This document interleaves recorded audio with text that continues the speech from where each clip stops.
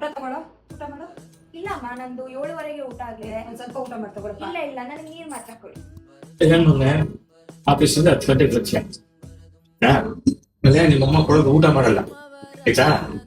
ನೀನು ಒಂದು ವಾರದಿಂದ ನೋಡ್ತಾ ಇದ್ದೀನಿ ಏನ್ ಮಾಡ್ತಿದ್ಯಾ ಅಂತ.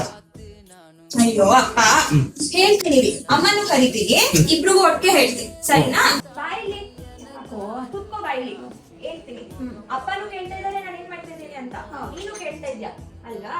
ಇವಾಗ ನೋಡಿ, ಮುಂಚೆ ಫೋನ್ ಫೋನ್ ಫೋನ್ ಅಂತ ಅಂದ್ಕೊಂಡು ಕುತ್ಕೊಂಡಿರ್ತಾ ಇದ್ದೆ, ಆದರೆ ಇವಾಗ ಆ್ಯಕ್ಟಿವ್ ಆಗಿದ್ದೀನಿ. 1 ವೀಕಿಂದ ಕನ್ಸಿಸ್ಟೆಂಟ್ಲಿ ಆ್ಯಕ್ಟಿವ್ ಆಗಿದ್ದೀನಿ. ಮುಂಚೆ ಡ್ಯಾನ್ಸ್ ಕ್ಲಾಸ್ಗೆ ಹೋಗ್ಬೇಕಂದ್ರೆ ಬಾಡಿ ಕಾನ್ಷಿಯಸ್ ಫೀಲ್ ಆಗ್ತಾಯಿತ್ತು, ಆದರೆ ಇವಾಗ ಡ್ಯಾನ್ಸ್ ಕ್ಲಾಸ್ಗೆ ಹೋಗಿ ಬಂದೆ. ಮುಂಚೆ ಬರೀ ಇನ್ಸ್ಟಾಗ್ರಾಮಲ್ಲಿ ಸ್ಕ್ರೋಲ್ ಮಾಡ್ತಾಯಿದ್ದೆ, ಆದರೆ ಇವಾಗ ಇನ್ಸ್ಟಾಗ್ರಾಮಲ್ಲಿ ಡೈಲಿ ಪೋಸ್ಟ್ ಮಾಡ್ತಾಯಿದ್ದೀನಿ. ಮುಂಚೆ ಡೆಸರ್ಟ್ ಇಲ್ಲದೆ ಊಟ ಇರ್ತಾ ಇರಲಿಲ್ಲ, ಆದರೆ ಇವಾಗ ಶುಗರ್ ತಿಂದೆ 7 ದಿನ ಆಗಿದೆ.